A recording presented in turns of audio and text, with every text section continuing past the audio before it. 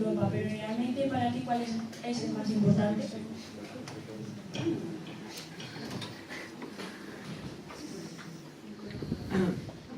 Sin menospreciar ningún reto, sí que creo que el Brexit ha abierto mucho la puerta a los fallos de la Unión Europea, porque hasta ahora siempre hemos partido de la base, y me parece que eso no debería caer, de que es el mejor espacio o el más envidiado a nivel internacional de paz y seguridad y justicia y de derechos humanos. Pero es verdad que el hecho de que un Estado, no solamente que no nos estemos peleando por entrar y modificando normativa o mejorando la economía para poder entrar, que es lo que hemos hecho todos cuando quisimos entrar, sino que hay un Estado que quiere salir. Y eso yo creo que ha descuadrado muchísimo todos los esquemas, toda la estructura que teníamos de que esto era todo magnífico, que creo que lo sigue siendo, pero bueno, creo que esto abre mucho debate y creo que es un reto que nos invita a todos a participar en qué unión queremos. Entonces, por eso también empezaba diciendo no vamos a hablar solamente de todos los beneficios y qué espacio tan estupendo, sino de cómo podremos mejorarlo. Y, por ejemplo, hace poco hablaban en un diálogo similar a este, organizado por el Consejo, estaba el ministro Borrell ahí en Madrid, asistí y le preguntaba a alguien, claro, porque tenemos, por ejemplo, el tema de las pensiones o tenemos algunos asuntos sociales, han aumentado la desigualdad. ¿Qué hace Europa por nosotros? ¿Dónde está Europa cuando...? Y le contestaba, pues prácticamente nada porque nadie se lo ha pedido. Entonces, mientras no consigamos, por ejemplo, que el pilar social que está debatiéndose ahora sea vinculante, o luchemos por una unión más social, que son muchas de las políticas y muchas de las medidas en que podría imponer a los Estados pues ciertas, por ejemplo, ayudas, para más ayudas para el empleo, porque ya hay bastantes, y luego podemos hablar también del Fondo Social Europeo, gracias al que Castilla-La Mancha está gestionando los planes extraordinarios de empleo y ha disminuido muchísimo el paro. Todo esto ya son ayudas, pero podrían ser más quizá, y podríamos tener una unión más social, yo al menos creo en ello. Entonces creo que todo esto, la retirada de un Estado miembro, creo que abre el debate para hablar de qué unión podemos querer. Mi pregunta es, ¿por qué no hay solidaridad entre países pobres y ricos? No hay solidaridad entre países pobres y ricos. Supuestamente la hay. El hecho de que tenga una percepción de que no, pues es una de las mejoras para la Unión. Precisamente para acabar con las desigualdades, o sea, el principio entre territorios de la solidaridad es una de las principales prioridades que se supone que tiene la Unión. Es así como nace la política de cohesión. La política de cohesión, que la escucharéis mucho ahora en televisión, nosotros no dejamos de decir que no debe recortarse ni un solo euro porque es fundamental. Dentro de esta política, en la que sí que supuestamente, en muchos casos sí que ha sido así, los estados más ricos ayudan a los más pobres, y no solamente los estados, sino entre regiones, incluye el Fondo FEDER y el Fondo Social Europeo. Mediante el FEDER se ha construido, por ejemplo, se ha cofinanciado este instituto, la gran parte de los que tenemos casi en España, me atrevería a decir, muchos de los hospitales, carreteras, siempre que veáis lo de FEDER y la banderita con estrellitas que está por todas partes, es verdad que quizá luego nos compete a todos, ¿no?, el hacer más labor de comunicación, pero siempre que veáis estrellitas significa que ha sido cofinanciado. Entonces es una forma, mediante la política de cohesión y los FEDER, en que los estados más ricos ayudarán a los más pobres en este caso. El otro gran fondo que es parte de la política de cohesión es el Fondo Social Europeo, que estábamos también nombrando antes. El Fondo Social Europeo, la forma un poco de gestionarla mediante los estados, luego llega a la comunidad autónoma, que es, en este caso, el viceconsejero de empleo, que lo gestiona estupendamente, y han conseguido implementar los planes extraordinarios de empleo, que lo escucharéis constantemente, y ya os digo, o sea, el paro ha disminuido, por ejemplo, en un 40% en estos años, y eso viene del Fondo Social. Entonces es, por una parte, los fondos europeos, que vienen gracias a la solidaridad interterritorial. Por otra parte, por supuesto, pues está la gestión y a qué le des prioridad, que en este caso fue desde luego a disminuir el paro. Y ahora sí debería haber más solidaridad, eso. Yo quería añadir, más que nada por aprovechar el grafitito, que dice mirar el porcentaje que se dedica a la política de cohesión del presupuesto de la Unión Europea, que es de 1 billón de euros, que yo no sé eso cuántos ceros tiene. Es la parte que es así como verde oscura, no sé cómo lo veréis, azul. Pone ahí a la izquierda 34% cohesión económica, social y territorial. ¿Vale? Todo eso va a financiar, sobre todo, acciones porque los beneficiarios de la política de cohesión, en más de un 50%, son las regiones menos desarrolladas, que no es Castilla Castilla-La Mancha, nosotros estamos en transición. O sea que sí que hay solidaridad entre las regiones, que sí que podría haber más y que es discutible cómo se está distribuyendo ese dinero, esos recursos, también. Pero desde luego sí que la hay. El otro 39%, que es crecimiento sostenible, recursos naturales, ahí va englobada la PAC. O sea que por un sitio y por otro, desde luego, porque desde luego las regiones, por ejemplo, rurales como las nuestras, están recibiendo tanto de una parte del presupuesto como del otro, y ya junta las dos, es que eso ya es casi todo el presupuesto de la Unión Europea. Prácticamente va destinado a eso. Una cosilla, porque también lo escucharéis en el telediario, y es verdad que en fin, pues me gusta también que sepáis un poco de dónde vienen las cosas. En la política de cohesión lo que defendemos por parte de Castilla-La Mancha es no solamente que no se recorte en absoluto y que los fondos que sigan viniendo sigan siendo suficientes, sino además, por ejemplo, que no compute solamente el PIB. ¿Esto qué significa? Que si solamente miran la renta per cápita de los estados, decía un día el vicepresidente primero, él es de Cuenca y sabe bien lo que es la despoblación. Y decía, claro, es que va a llegar un punto en que en Cuenca aparezca una renta muy alta, pero solamente hay un ciudadano con una renta alta. Entonces, que se tenga en cuenta también por parte de la Unión Europea, esto nos está costando muchísimo y en la propuesta de la Comisión aún no está, pero bueno, estamos reuniendo ya tanto el vicepresidente como el presidente, estuvimos hace un par de semanas también con la comisaria, que es, sabéis que los comisarios son como los ministros europeos, la de política regional, y esto es una de las principales preocupaciones que tenemos, el que o haya una línea centrada y concreta para luchar contra la despoblación, por ejemplo, como hacen lo que os comentaba en algunos países nórdicos, el caso de Laponia, pero claro, es que no somos Laponia nunca ha sido habitable y no ha sufrido la pérdida tan gorda de población que hemos sufrido en otros lugares. Entonces, que no estemos discriminados y que tengamos una línea también como la que tienen, por ejemplo, allí, de financiación para la gente que se quede o que pueda montar sus negocios o que pueda llegar la banda ancha o que a poner negocios y empresas también atraerá a más gente. Eso nos parece fundamental. Y lo que os decía, para repartir los fondos, que no es solamente la renta, que la pérdida de población o la dispersión geográfica, antes lo comentábamos también, tenemos unos sobrecostes en las regiones, por ejemplo, tan extensa como Castilla-La Mancha, porque 2 millones de habitantes, ya veis el territorio que están. Entonces, para llegar a 200.000 habitantes en Castilla-La Mancha hacen falta 5 hospitales, esto lo cuenta siempre el presidente, mientras que en Torrejón, para 200.000, con 2 hospitales basta porque están mucho más concentrados en el territorio. Entonces, que esto se tenga en cuenta, que necesitamos invertir muchísimo más en personal docente o sanitario que en otras regiones europeas, pues también debería constar para el reparto de fondos. Y es una de las reivindicaciones que nos veréis, si nos veis por Bruselas, nos veréis muy cansinos con este tema porque nos parece fundamental también.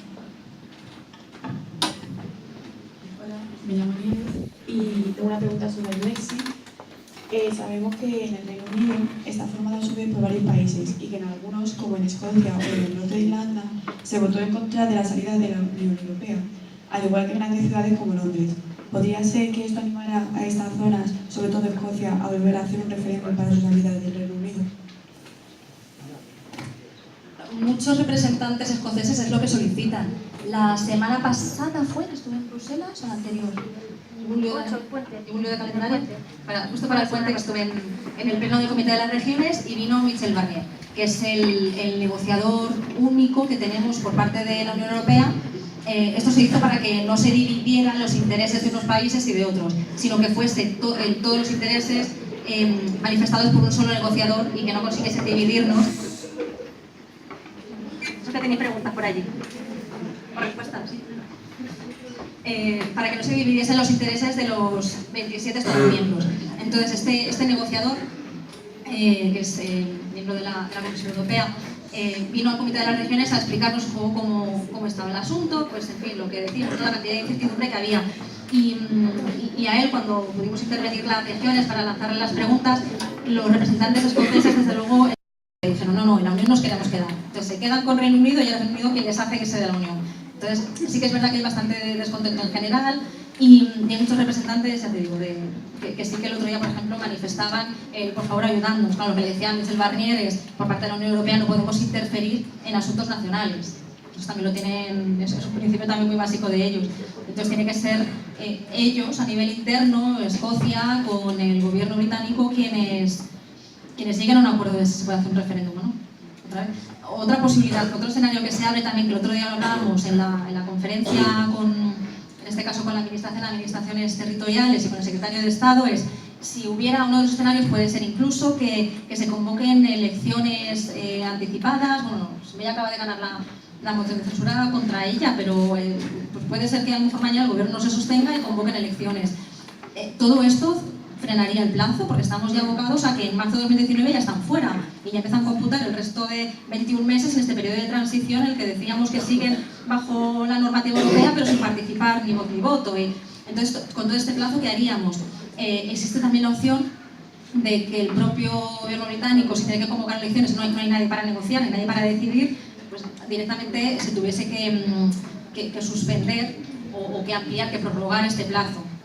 Y en este caso, pues si la Unión Europea por unanimidad también decide que pudiese ampliarse y prorrogarse, que no tendría por qué decidir lo contrario, pues podría incluso ampliarse. Pero es verdad que hay tantos escenarios ahora mismo y como es algo que no ha ocurrido nunca, todo es tan nuevo. El Tribunal de Justicia justo ese mismo día 4, que ya lo comentábamos, digo, cada vez que vayamos a hablar del Brexit, desde las 7 de la mañana tenemos que estar viendo noticias una a una de la BBC, porque está cambiando todo todos los días. Lo que dijo el otro día el Tribunal de Justicia de la Unión Europea, no sé si lo pudisteis ver, es que podría unilateralmente retirar la intención de retirada. Con lo cual, claro, esto también abre un plazo, una posibilidad, algo peligrosa de que haya estados que digan voy a empezar a negociar y si me interesa entro o no. Pues hombre, a lo mejor también la Unión Europea tendríamos que tener el derecho a decir, pues ahora si quieres retirar la intención de retirada, tendríamos que ver entre todos en qué condiciones, ¿no? Y quizá no ser tan euroscépticos y no mantenerlos fuera de la moneda y, en fin, y no poner palos en las ruedas. Y oído que el Brexit es un síntoma del ascenso del populismo al poder. Si esto ocurre, parece que es inminente. ¿Se podría alentar otros movimientos similares en Europa?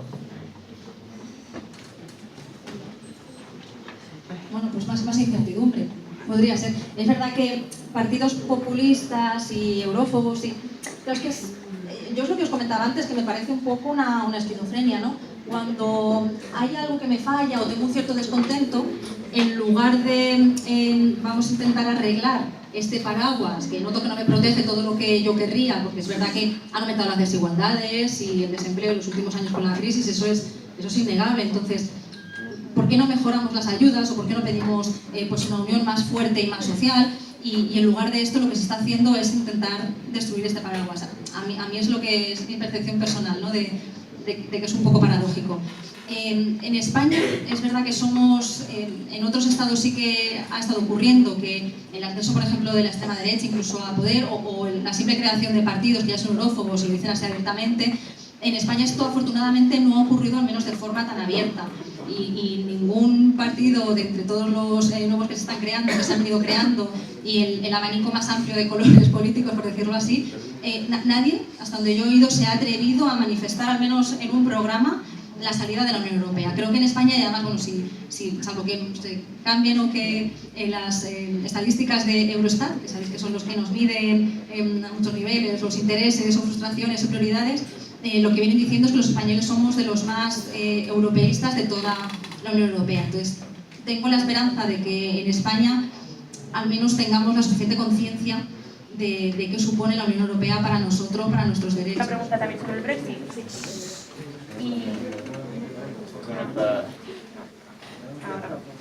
Y es que no logro entender por qué la mayoría británica votó por la salida de la Unión Europea. ¿Por qué fue eso?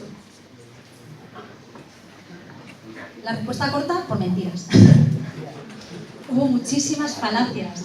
O sea, se venía diciendo, por ejemplo, si venimos dando nuestra contribución neta, ¿no? Que es como se le llama, si de todo lo que doy a lo que luego recibo, al final me sale la resta de que estoy dando cada año entre 10 y 15.000 millones de euros, con este dinero directamente lo voy a meter en sanidad.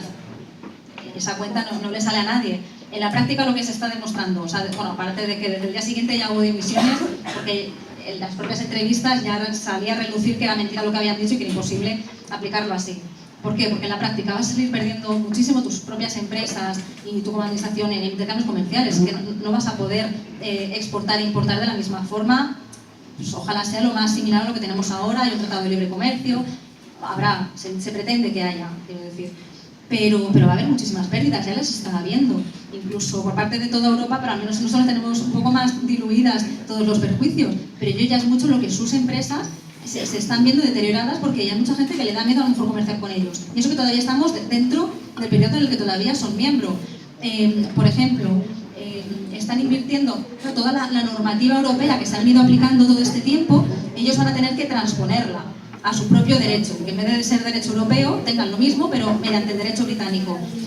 Hace poco comentaban también por parte del Ministerio que ya estaban sacando cuentas de que toda la inversión que iba a tener que haber en juristas que aplicasen todo que transpusiesen toda la normativa europea, iban a ser miles de millones de euros. En agentes de aduanas, ya que las haya, pero igual, miles de millones. O sea que yo creo que lo primero han sido muchísimas falacias que se remontaron al propio día siguiente de ganar.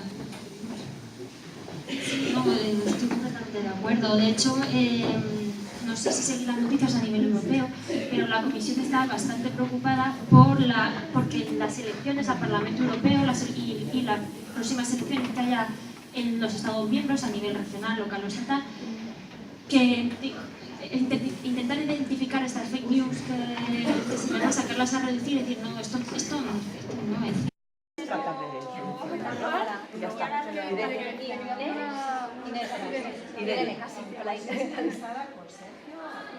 Yo no tengo ni idea de lo que quiero estudiar, pero me gustaría enfocarlo a algo así como Europa.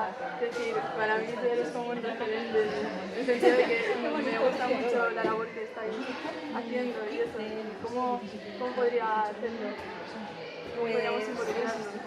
Bueno, lo primero es que tienes una suerte tremenda, que tienes ¿verdad? Una directora y una profesora muy europeísta. Exacto, y te van informando. Lo primero es estar informado, yo creo. No dejas de aprender idiomas, ¿estás haciendo alguna...? Sí. Perfecto. Inglés, Genial. Estamos intentando también francés y alemán. Alemán es difícil. Yo de acuerdo que es lo más... Te puedo asegurar que ya cuando dice intención, aparte de intención es casi consecución, ¿sabes? O sea que por eso te digo... Súper cool, te dejan ahí mi tarjeta y cuando ya también vamos escribiendo y vamos hablando. Eso, estar informado, el mantenerse con idiomas. Muchas gracias. Fue por el interés. Eso por supuesto. Luego estaban comentando... Oye, el material que hemos traído... Sabes que es inmenso esto. Claro, más de comunidad europea, de comunidad griega, de como tal. Entonces, aparte de que te puedas especializar, tenemos tanto becas en esta dirección general que te puedes ir metiendo para mayo suelen salir.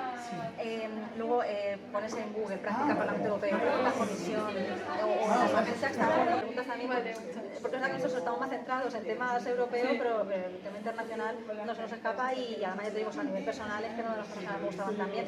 Lo que os estaba comentando de meterse a las diferentes agencias de Naciones Unidas, tener también programas de jóvenes voluntarios, aunque son bastante jóvenes profesionales, algo así que llaman, aunque es bastante complicado. Entrar como lo malo de las prácticas, eso no lo había dicho, que no son remuneradas en Naciones Unidas. Yo lo que hice fue, bueno, las primeras me las pagaba parte del máster, el viaje creo que me pagó el máster que yo estaba haciendo, y en las segundas prácticas en Naciones Unidas, al ser ya en Viena, que está dentro de Europa, tuve una beca Leonardo, porque ya está dentro del Erasmus+. Entonces eso también es una parte importante porque lo que me parece injustísimo es que no estén remuneradas. O sea, eso... no conocen esta beca o pues no se lo han podido pagar, pues no pueden estar. Entonces, esa vía de financiación, ya tengo Erasmus Plus, en principio es para empresas, para hacer, ¿no? Leonardo, no sé si dentro del Erasmus Plus ha habido algún cambio, pero lo que era Leonardo era para prácticas en empresas durante 6 meses. Y por lo menos empresa, pero... Pero bueno... Pues Pues esto es nuestro agradecimiento. Hemos puesto lo más europeo posible. Muchas gracias, de verdad.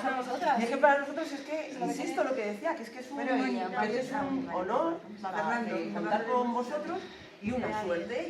Y veis, por ejemplo, pues aquí está Irene como una representante de alumna, pues tremendamente interesada en este tema y que, bueno, vuestra charla no ha caído en saco roto, porque aunque sea solamente una persona, ahí tenéis una europeísta de Freud.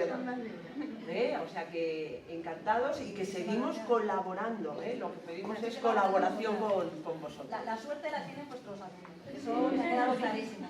Porque es verdad que nos contacten ya con tanta iniciativa y con tantas ganas de añadirse este trabajo extra, pero porque tenéis esa iniciativa y tienes